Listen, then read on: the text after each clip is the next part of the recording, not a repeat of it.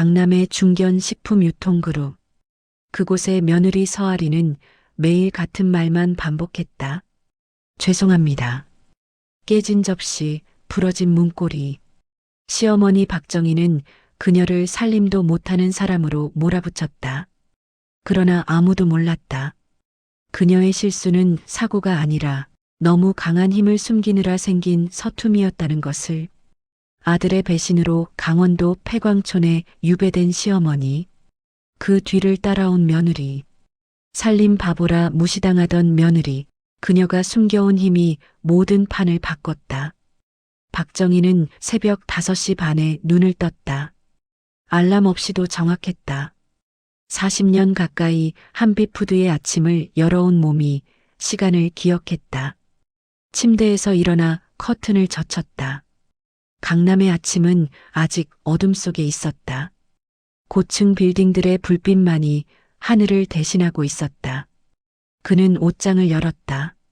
검은색 캐시미어 니트, 다크 그레이 슬랙스. 옷을 입는 동작 하나하나가 의식처럼 정확했다. 어제 저녁 거실 문고리가 부러졌다. 며느리 서아린이 또 힘 조절을 못한 것이다. 지난달에는 냉장고 손잡이가 통째로 떨어져 나갔다. 그 전에는 식탁 서랍 레일이 휘어졌다. 찻잔 손잡이, 창문 잠금 장치. 목록은 계속 늘어났다. 역도 선수 출신이라더니. 박정희는 중얼거렸다. 운동선수라면 자기 몸을 다루는 법을 알아야 하는 게 아닌가. 그런데 서아리는 집안에서만 유독 서툴렀다. 아니, 서툰 게 아니라 무능한 거였다. 박정희는 그렇게 판단했다. 거실로 내려가자 며느리가 먼저 와 있었다. 앞치마를 두르고 식탁을 닦고 있었는데 수건을 쥔 손에 힘이 들어갈 때마다 테이블이 미세하게 흔들렸다. 박정희는 그 모습을 지켜봤다. 저렇게 힘도 조절 못하면서 무슨 살림을 한다는 건가. 아침 준비는 제가 할게요. 할인의 목소리는 작고 조심스러웠다. 매일 아침 같은 말이었다.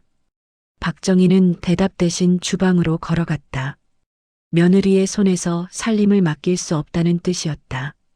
어머니, 제가. 됐어. 가만히 있어. 박정희의 말투는 짧고 단단했다. 할인은 입을 다물고 물러섰다. 그의 어깨가 움츠러드는 게 보였지만 박정희는 신경 쓰지 않았다. 동정은 규율을 무너뜨렸다. 집안을 지키려면 원칙이 있어야 했다. 주방에서 밥을 짓고 국을 끓였다. 박정희는 이 일을 싫어하지 않았다. 오히려 확실했다. 자기 손으로 한 일은 믿을 수 있었다. 며느리처럼 실수하지도 않았다. 식탁에 음식을 차렸다. 할인은 조용히 앉아 기다렸다. 아들 준길이 내려왔다. 정장을 입고 넥타이를 맸다. 평소처럼 단정한 모습이었다. 아침 먹어. 박정희가 말했다. 준길은 자리에 앉았다. 휴대폰만 들여다보고 있었다. 할인은 젓가락을 쥘 때마다 힘을 빼느라 손이 떨렸다. 박정희는 그 모습을 보며 한숨을 삼켰다. 식사는 조용히 진행됐다. 아무도 말이 없었다. 박정희는 이 침묵이 불편하지 않았다. 오히려 익숙했다. 가족이라고 해서 꼭 시끄러워야 하는 건 아니었다. 준길이 먼저 일어났다. 잘 먹었습니다. 회사 가볼게요. 조심해서 가. 박정희가 말했다. 준길은 나갔다. 현관문이 닫히는 소리가 들렸다. 할인이 설거지를 하겠다고 일어섰다. 내가 할게. 박정희는 먼저 주방으로 갔다. 할인은 또 물러섰다. 박정희는 그릇을 닦으며 생각했다. 며느리는 왜 저렇게 무능할까? 대체 준길이 뭘 보고 데려온 건가? 점심 무렵 회사에서 전화가 왔다. 비서실장이었다.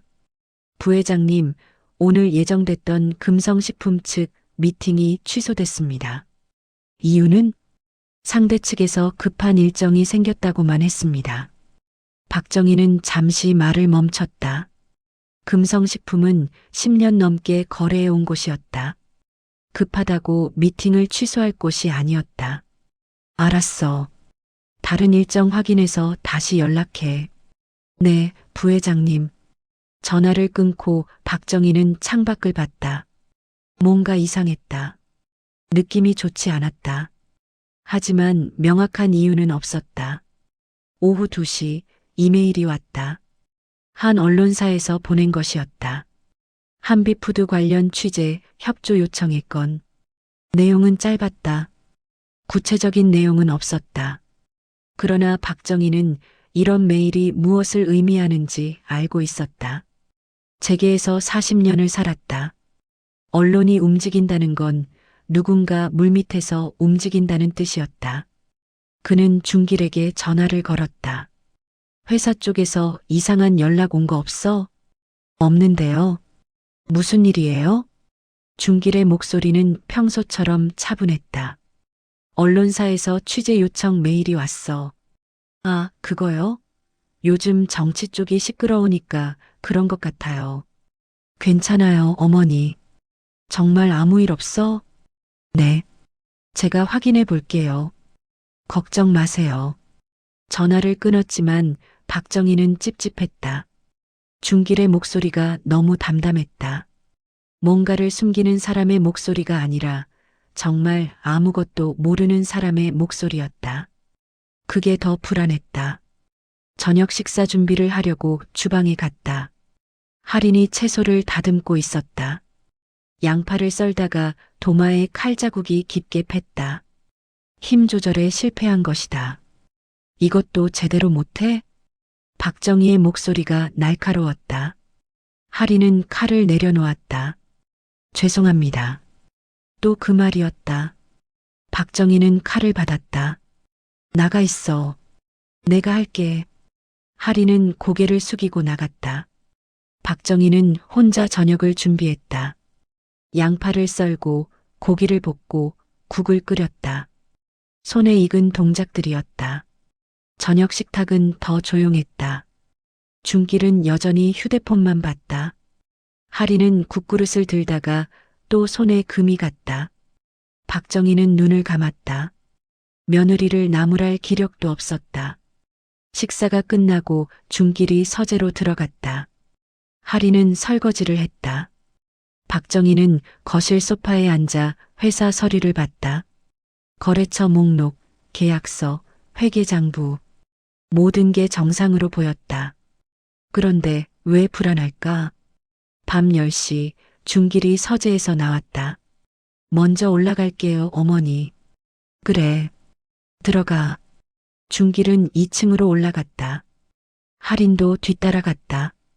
박정희는 혼자 거실에 남았다. 그는 창밖을 봤다. 서울의 야경이 펼쳐져 있었다. 불빛들이 가득했다. 화려했다. 그러나 어딘가 공허했다. 핸드폰이 울렸다. 모르는 번호였다. 박정희는 받지 않았다. 그러나 계속 울렸다. 3번, 4번. 결국 받았다. 여보세요? 박정희 부회장님이십니까? 낯선 남자 목소리였다. 누구시죠? 조만간 연락드릴 일이 있을 겁니다. 준비하시는 게 좋을 것 같습니다. 무슨 소리? 전화가 끊겼다. 박정희는 핸드폰을 봤다. 번호를 다시 눌렀지만 연결되지 않았다. 불안이 확신으로 바뀌기 시작했다. 무언가 오고 있었다. 무엇인지는 몰랐지만 피할 수 없다는 느낌이 들었다. 2층에서 할인의 발소리가 들렸다. 조심스럽게 마치 자신의 존재를 지우듯 걷는 소리였다. 박정희는 그 소리를 들으며 생각했다. 저 사람은 왜 저렇게 사는 걸까? 왜 자신을 숨기려고만 할까? 그러나 질문은 답 없이 어둠 속으로 사라졌다. 박정희는 소파에서 일어났다. 내일도 새벽 5시 반에 일어나야 했다. 모든 불을 끄고 2층으로 올라갔다. 복도를 지나는데 할인의 방에서 빛이 새어나왔다. 문틈으로 보니 할인이 창가에 앉아 밤하늘을 보고 있었다. 박정희는 그냥 지나쳤다. 며느리의 생각까지 알 필요는 없었다. 방에 들어가 침대에 누웠다. 천장을 바라봤다.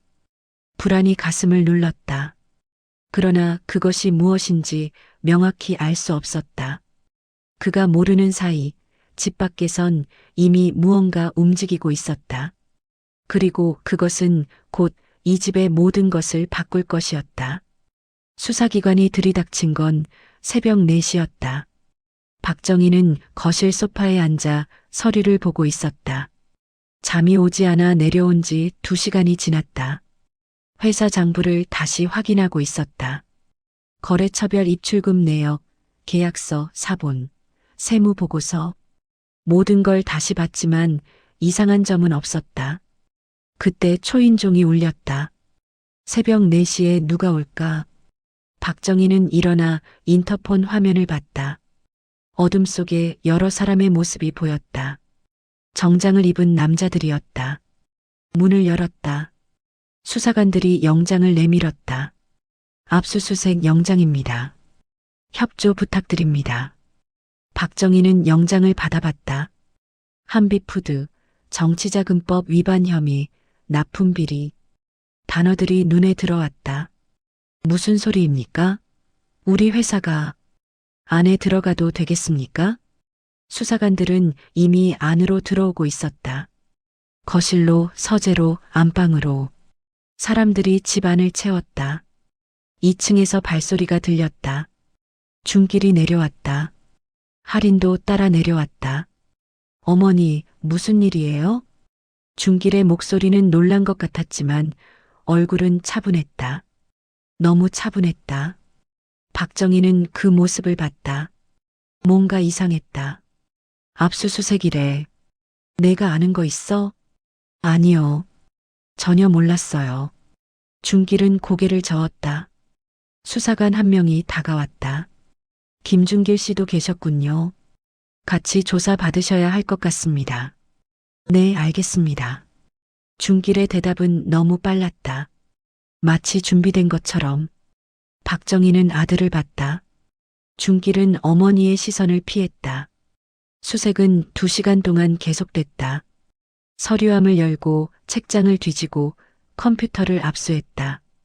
박정희는 소파에 앉아 그 모습을 지켜봤다. 하리는 옆에서 떨고 있었다.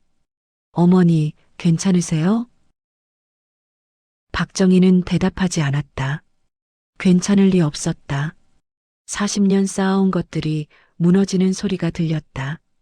새벽 6시 수사관들이 나갔다.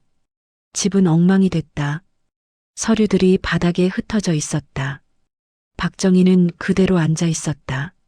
어머니, 저 회사 가볼게요. 확인해보고 올게요. 중길이 말했다. 박정희는 고개를 끄덕였다. 그러나 믿지 않았다.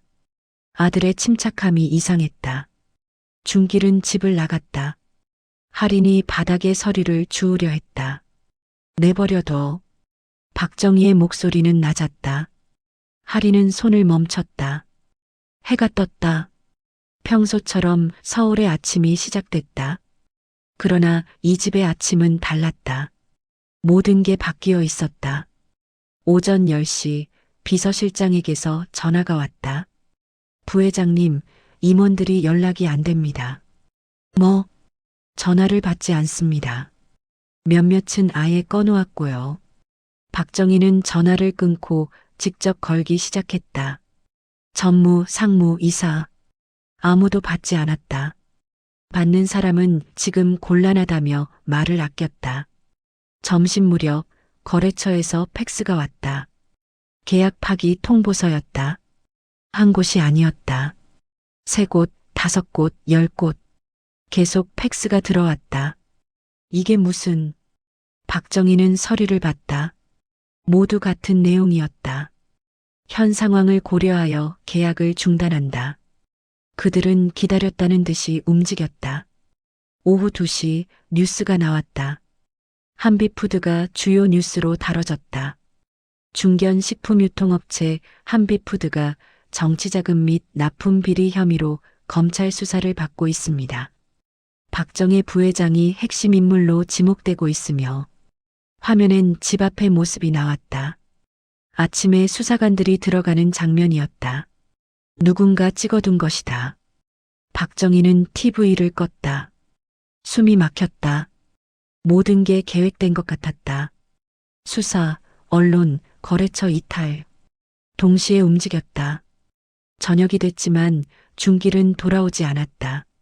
전화도 받지 않았다. 박정희는 서재로 갔다. 중길의 책상을 열었다. 서류가 정리되어 있었다. 너무 정리되어 있었다. 중요한 문서들이 없었다. 회사 주요 계약서, 거래처 리스트, 비상금 관련 서류 모두 사라져 있었다. 중길아. 박정희는 무릎이 꺾였다. 의자에 앉았다. 손이 떨렸다. 아들이 이럴 리 없었다. 그러나 증거는 명확했다. 밤 10시 할인이 방문을 두드렸다. 어머니, 물 드릴게요. 들어와. 할인이 물 한 잔을 들고 들어왔다. 박정희는 받아 마셨다. 할인은 말없이 서 있었다. 중길 연락 왔어? 아니요. 넌 알았어? 네. 할인의 대답은 조용했다. 박정희는 컵을 내려놓았다. 언제부터? 사흘 전이요. 사흘 전. 그날 밤이었다. 할인이 무언가를 들은 날이었다.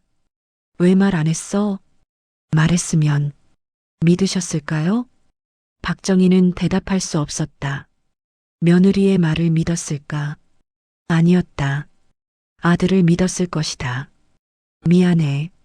박정희의 입에서 그 말이 나왔다. 할인은 고개를 저었다. 아니에요. 제가 무능해서.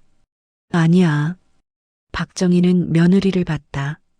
위축된 어깨, 떨리는 손. 그러나 눈빛만은 흔들리지 않았다. 사흘째 되던 새벽 변호사에게서 연락이 왔다. 부회장님, 김준길 이사가 해외로 출국한 것 같습니다. 뭐? 어제 저녁 인천공항에서 목격됐다는 제보가 있습니다. 그리고 회사 계좌에서 큰 금액이 빠져나갔습니다. 박정희는 전화를 놓쳤다. 핸드폰이 바닥에 떨어졌다. 어머니.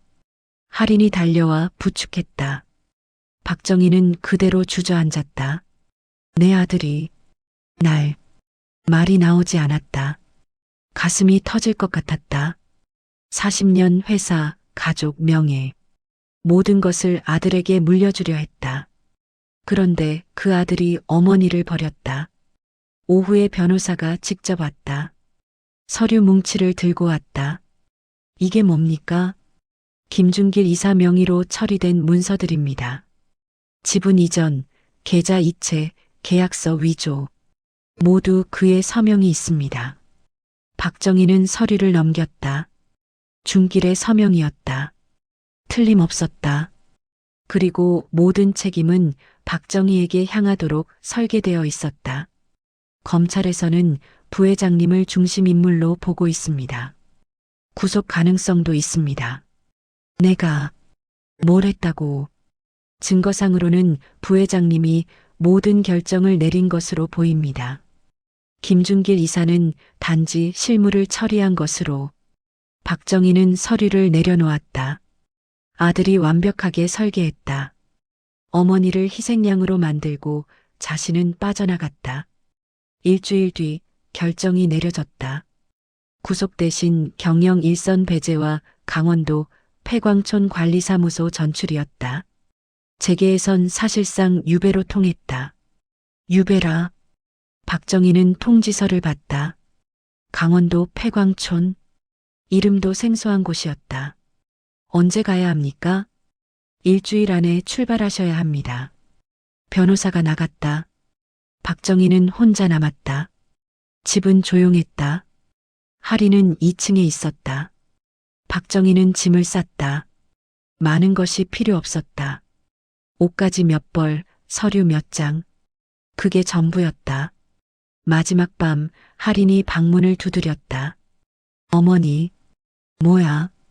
제가 같이 가도 될까요? 박정희는 돌아봤다.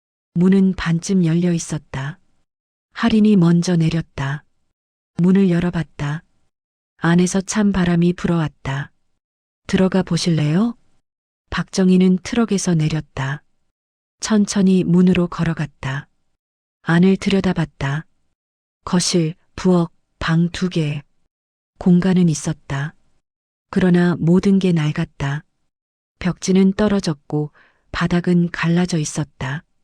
창문은 깨지고 문은 삐걱거렸다. 여기가 끝이구나. 그 생각이 들었다. 서울의 집, 회사의 자리, 사람들의 시선. 모든 게 멀어졌다. 이제 남은 건 이 폐허뿐이었다. 어머니, 제가 청소할게요. 할인이 트럭에서 빗자루와 걸레를 꺼냈다. 먼지를 털고 바닥을 닦기 시작했다. 박정희는 창가에 서서 밖을 봤다. 눈이 내리기 시작했다. 하얀 눈이 폐광촌을 덮었다. 모든 게 하얗게 지워지는 것 같았다. 1시간 뒤 할인이 짐을 옮기기 시작했다. 난로를 들고 쌀자루를 나르고 이불을 펼쳤다. 박정희는 지켜봤다. 며느리는 쉬지 않고 움직였다. 어머니, 물 나와요. 할인이 부엌에서 불렀다. 박정희가 갔다. 할인이 수도꼭지를 틀고 있었다. 물이 나왔다 끊겼다 반복했다. 갈색 물이 나왔다. 배관이 얼었나 봐요. 고쳐볼게요. 할인은 공구 상자를 열었다. 렌치와 테이프, 단열재를 꺼냈다. 수도관을 따라 내려가더니 무릎을 꿇고 작업하기 시작했다. 박정희는 그 모습을 지켜봤다. 며느리가 언제 이런 걸 배웠을까? 강남집에서는 접시 하나 제대로 못 들던 사람이.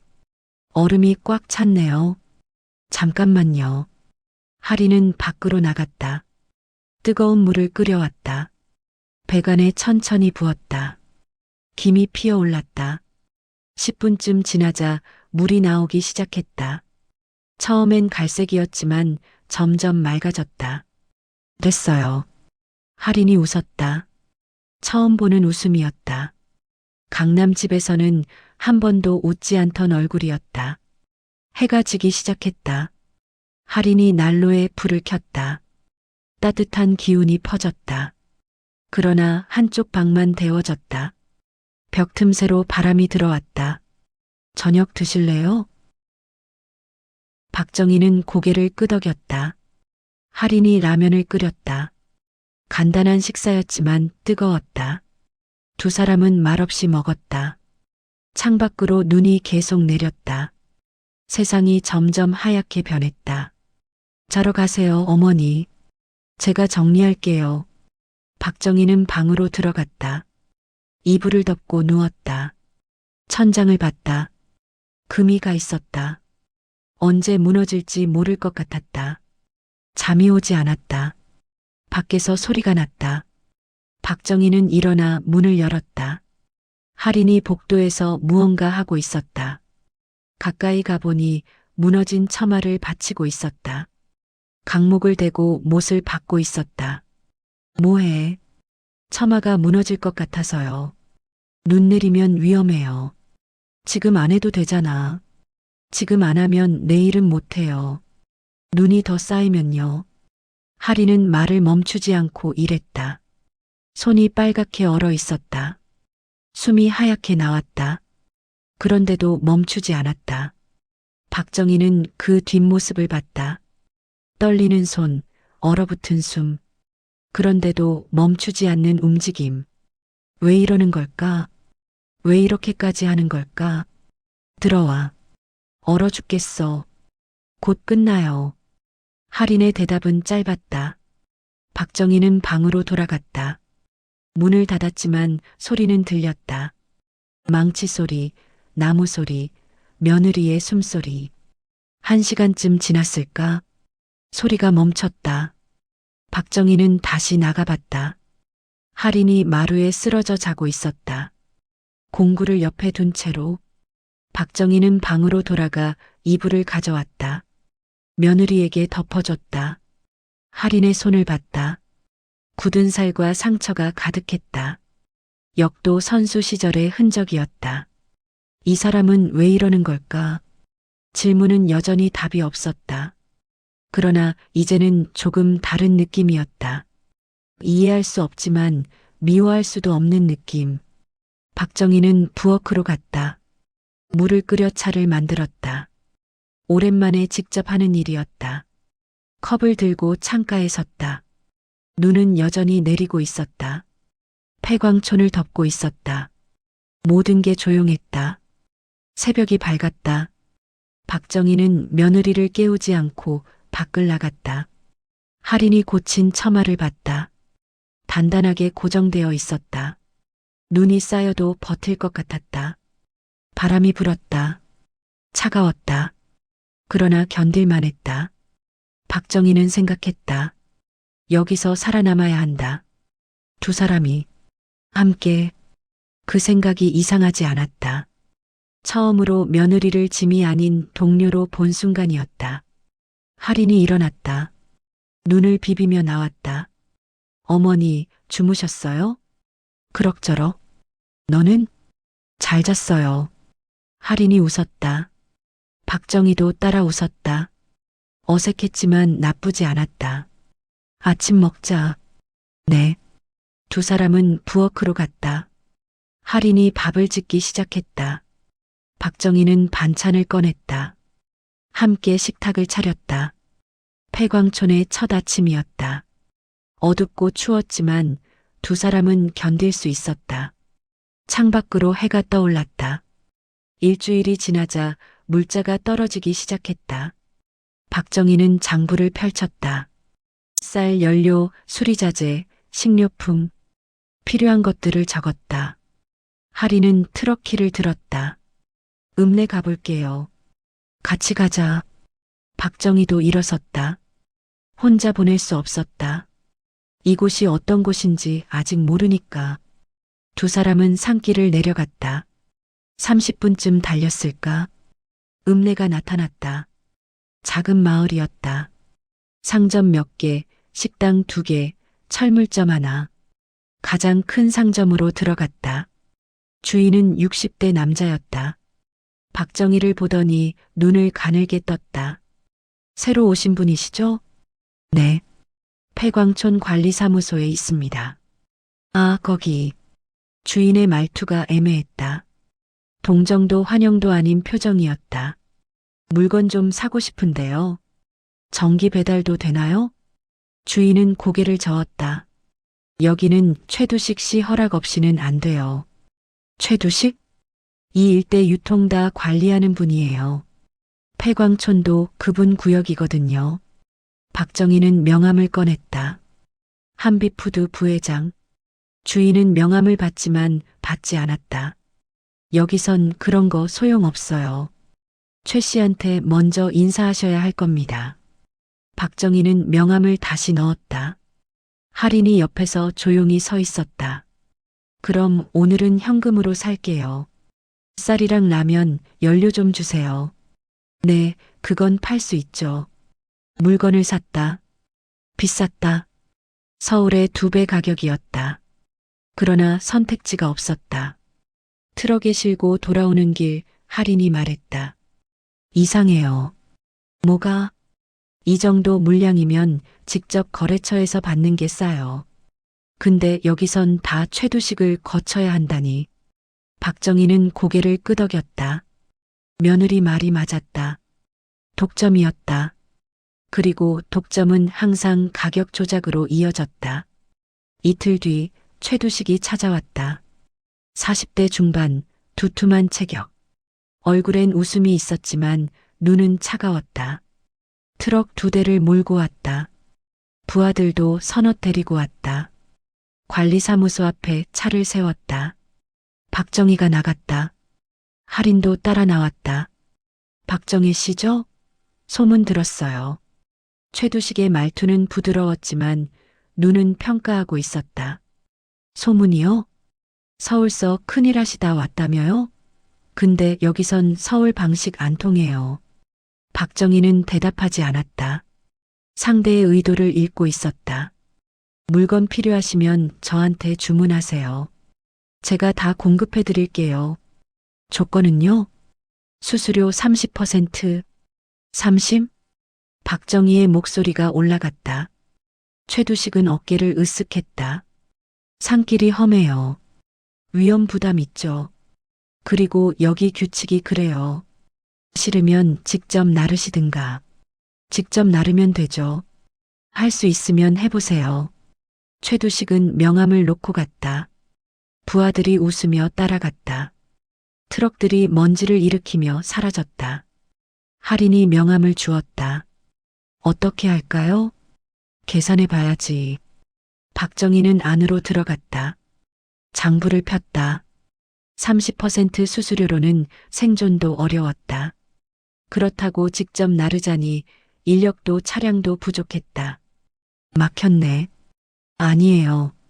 할인이 말했다. 제가 나를 수 있어요. 너 혼자? 네. 트럭 있고 힘 있고 문제 없어요. 박정희는 며느리를 봤다. 진심이었다. 그러나 위험했다. 겨울 산길을 혼자 오가는 건 무리였다. 일단 지켜보자. 다른 방법이 있을 거야. 사흘 뒤 눈이 많이 내렸다. 산길이 완전히 막혔다. 읍내에서 올라오는 차가 멈춰섰다. 할인이 소리를 듣고 나갔다. 짐을 실은 트럭이었다. 눈더미에 빠져 꼼짝 못하고 있었다.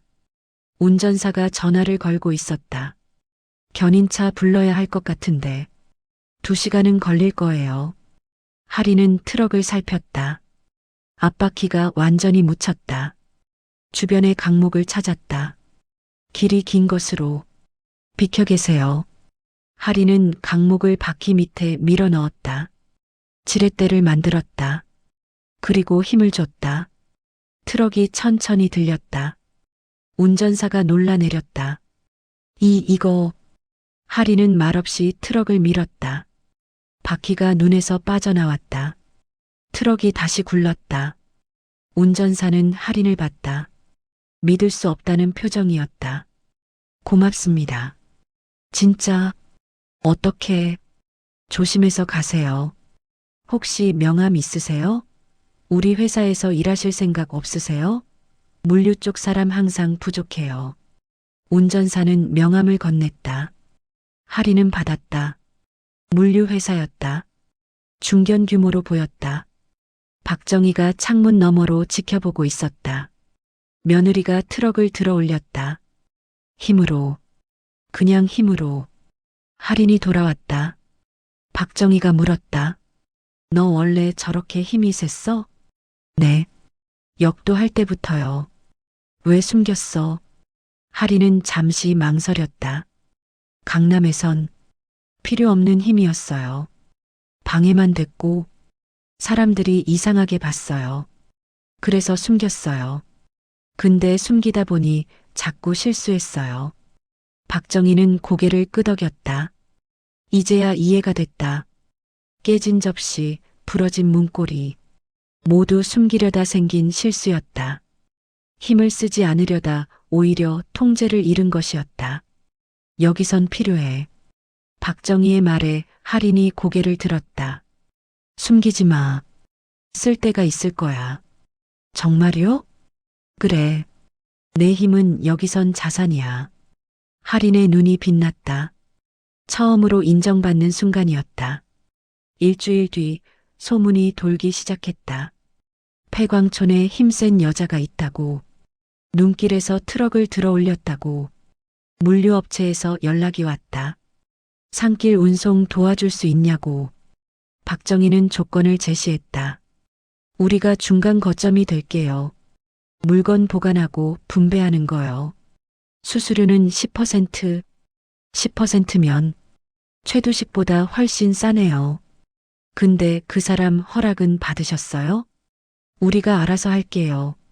전화를 끊고 박정희는 할인을 받다. 준비해. 최두식이 올 거야. 알겠어요. 이틀 뒤 예상대로 최두식이 왔다. 이번엔 혼자였다. 그러나 얼굴이 굳어 있었다. 제 구역에서 장사하시네요.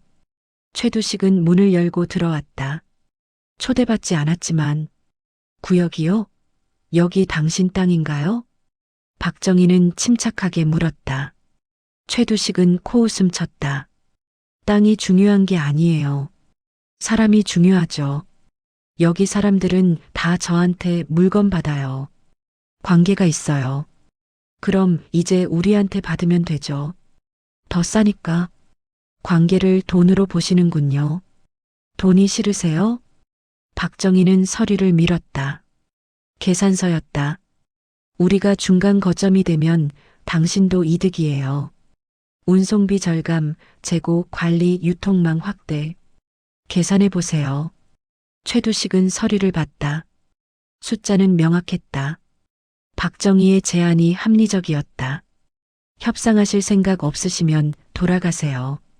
우린 당신 없이도 할 수 있어요. 박정희가 일어섰다. 최두식은 자리에서 일어나지 않았다. 후회할 겁니다. 해봐요.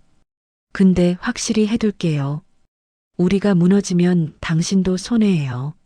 물류업체들이 직접 들어올 테니까. 최두식의 얼굴이 변했다. 박정희의 말이 맞았다. 폐광촌이 거점이 되면 다른 업체들도 관심을 가질 것이었다. 그러면 최두식의 독점은 깨졌다. 생각해보죠. 최두식이 일어섰다. 서류를 들고 나갔다. 할인이 창밖으로 그를 봤다. 어머니, 괜찮을까요? 모르겠어.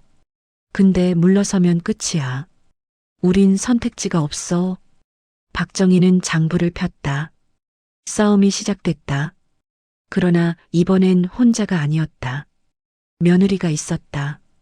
사흘 뒤 최두식이 다시 왔다. 이번엔 표정이 달랐다. 파트너로 하죠. 조건은? 제 네트워크를 쓰세요. 대신 수수료 20%. 박정희는 계산했다.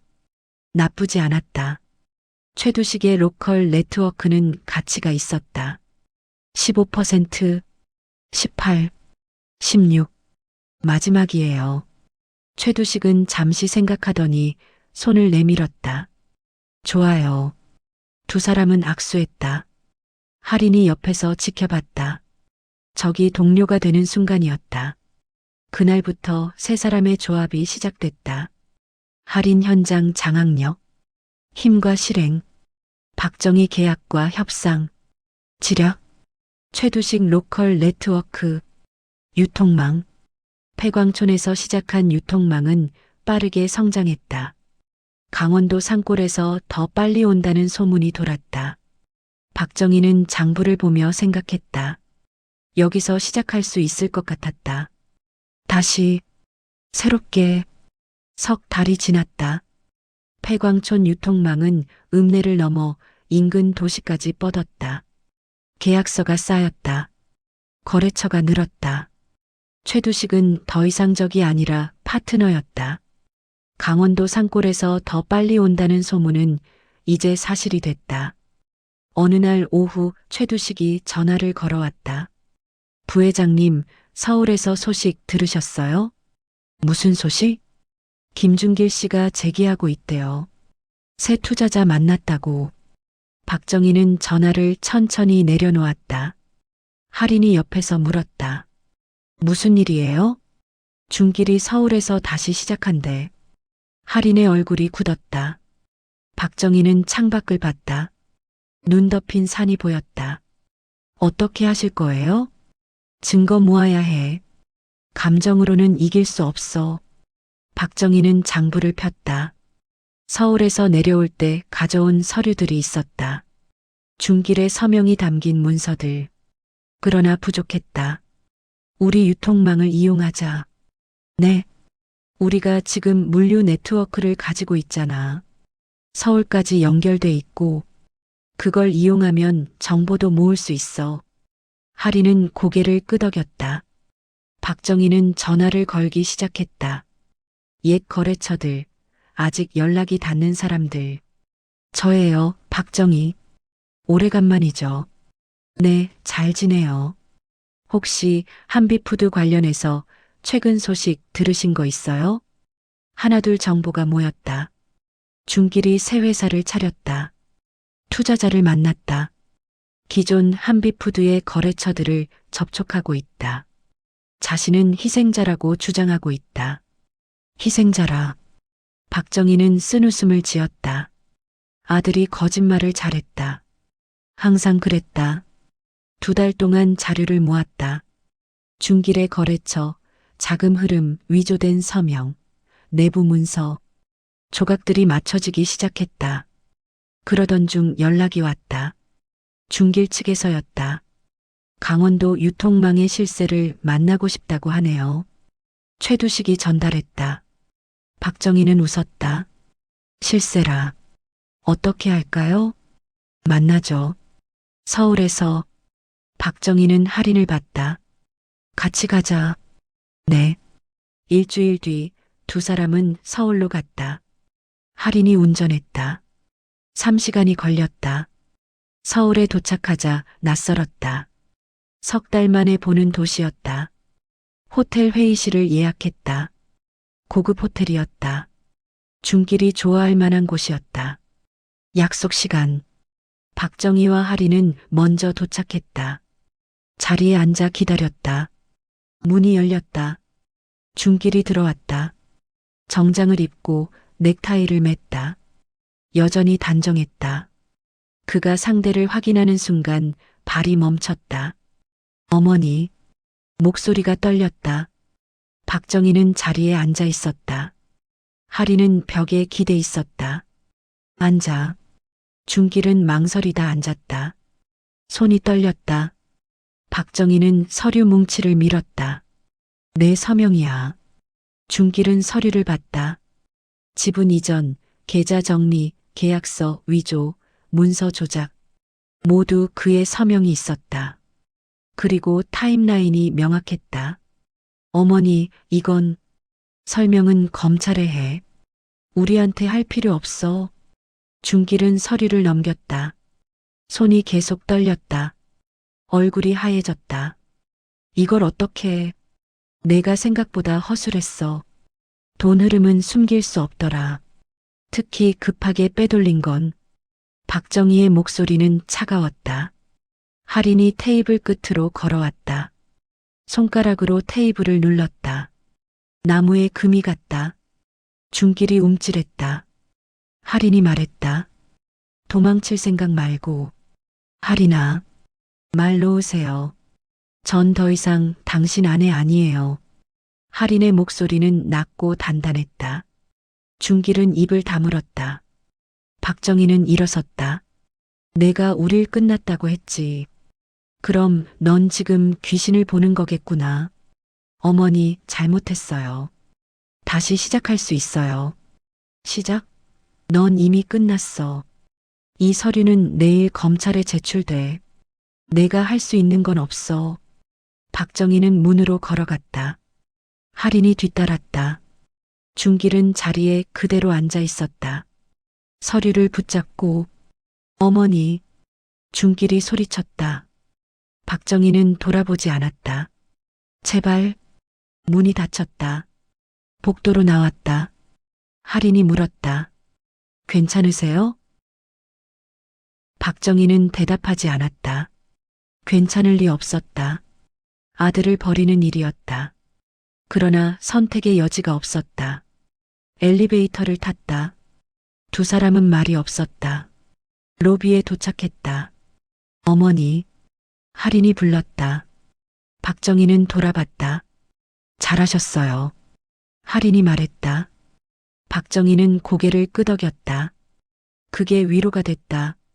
1달 뒤 수사가 재개됐다. 서류는 검찰에 전달됐다. 언론의 프레임이 뒤집혔다. 한빛푸드 비리, 실제 주도자는 아들 김중길. 박정희 부회장, 아들에게 이용당한 피해자. 중길은 피해자가 아니라 설계자로 드러났다. 붙어있던 사람들이 등을 돌렸다. 투자자들이 발을 뺐다.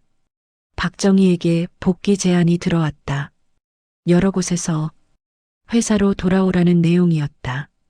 이사회가 사과했다. 거래처들이 다시 연락했다. 그러나 박정희는 모두 거절했다. 왜요? 변호사가 물었다. 돌아갈 이유가 없어요. 그럼 어떻게 하실 겁니까? 여기서 계속할 거예요. 우리 방식으로. 변호사는 이해할 수 없다는 표정이었다.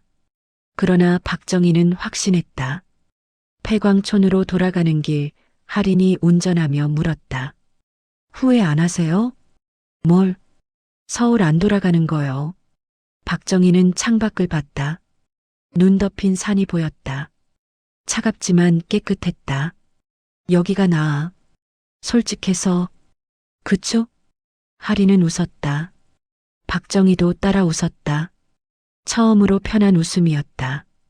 폐광촌에 도착했다. 관리사무소 앞에 사람들이 기다리고 있었다.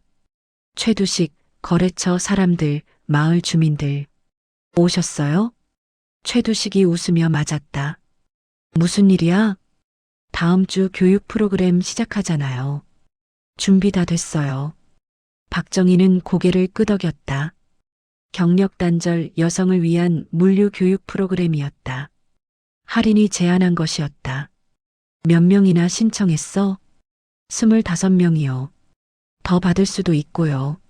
사무실로 들어갔다. 두 사람은 앉아 장부를 폈다. 신규 거래처 목록이 가득했다. 어머니, 할인이 불렀다. 응? 고마워요. 뭐가? 제 힘. 인정해 주셔서. 박정희는 며느리를 봤다. 내 힘 덕분에 우리가 여기까지 왔어. 내가 숨기지 않은 덕분이지. 할인이 웃었다. 박정희도 웃었다. 창밖으로 트럭이 들어왔다. 물건을 실은 차였다. 할인이 일어섰다. 제가 내릴게요. 밖으로 나갔다. 무거운 상자를 들어 올렸다. 힘을 조절하지 않아도 됐다. 숨기지 않아도 됐다. 여기선 그게 자산이었다. 박정희는 창가에 서서 지켜봤다. 며느리가 일하는 모습을, 당당한 모습을, 이제야 제대로 사는구나. 중얼거렸다. 그리고 자신도 마찬가지라는 걸 깨달았다. 해가 지기 시작했다. 석양이 폐광촌을 물들였다. 황금빛이었다. 아름다웠다. 박정희는 장부를 폈다. 새로운 날짜를 적었다. 내일의 계획을 세웠다. 폐광촌은 더 이상 유배지가 아니었다. 두 여인이 만든 본거지였다. 시작의 장소였다. 할인이 돌아왔다. 땀을 닦으며 앉았다. 다 끝났어요. 수고했어. 이제 뭐 할까요? 저녁 먹자. 배고프지? 엄청요. 두 사람은 부엌으로 갔다.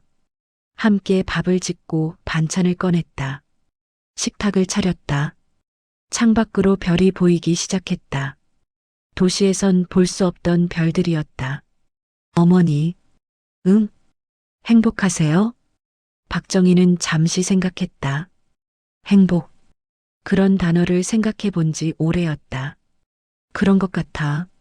다행이에요. 너는? 저도요. 두 사람은 밥을 먹었다.